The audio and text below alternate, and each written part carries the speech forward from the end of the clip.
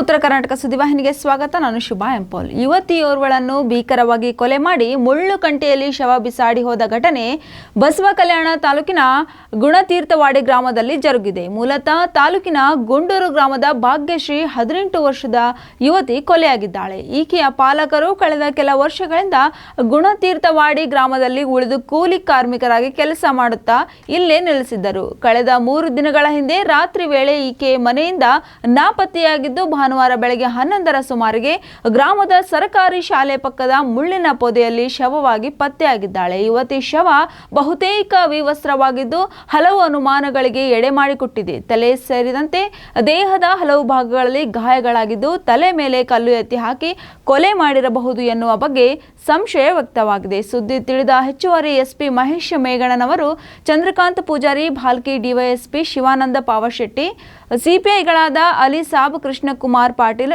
ಶ್ರೀನಿವಾಸ್ ಅಲ್ಲಪುರ್, ಪಿಎಸ್ಐಗಳಾದ ಅಂಬರೀಶ್ ವಾಗ್ಮೊಡೆ, ಸುವರ್ಣ ಮಲ್ಶೆಟ್ಟಿ ಸೇರಿದಂತೆ ವಿಧಿವಿಜ್ಞಾನ ಇಲಾಖೆ ತಂಡದ ಅಧಿಕಾರಿಗಳು ಹಾಗೂ ಸಿಬ್ಬಂದಿಗಳು ಸ್ಥಳಕ್ಕೆ ಭೇಟಿ ನೀಡಿ ಪರಿಶೀಲಿಸಿದ್ದು ತನಿಖೆ ಮುಂದುವರೆಸಿದ್ದಾರೆ. ಕರ್ನಾಟಕ ಮೀನುಗಾರಿಕೆ ಅಭಿವೃದ್ಧಿ ನಿಗಮದ ಅಧ್ಯಕ್ಷ ಮಾಲಾ ಬಿ ನಾರಾಯಣರಾವ್ ಘಟನಾ ಸ್ಥಳಕ್ಕೆ ಧಾವಿಸಿ ಕೊಲೆ ಪ್ರಕರಣಕ್ಕೆ ಸಂಬಂಧಿಸಿದಂತೆ ಸೂಕ್ತ ತನಿಖೆ ನಡೆಸಿ ಆರೋಪಿಗಳನ್ನು ತಕ್ಷಣ ಬಂಧಿಸುವಂತೆ ಸ್ಥಳದಲ್ಲಿದ್ದ ಪೊಲೀಸರ ಅಧಿಕಾರಿಗಳಿಗೆ ಸೂಚಿಸಿದ್ದಾರೆ.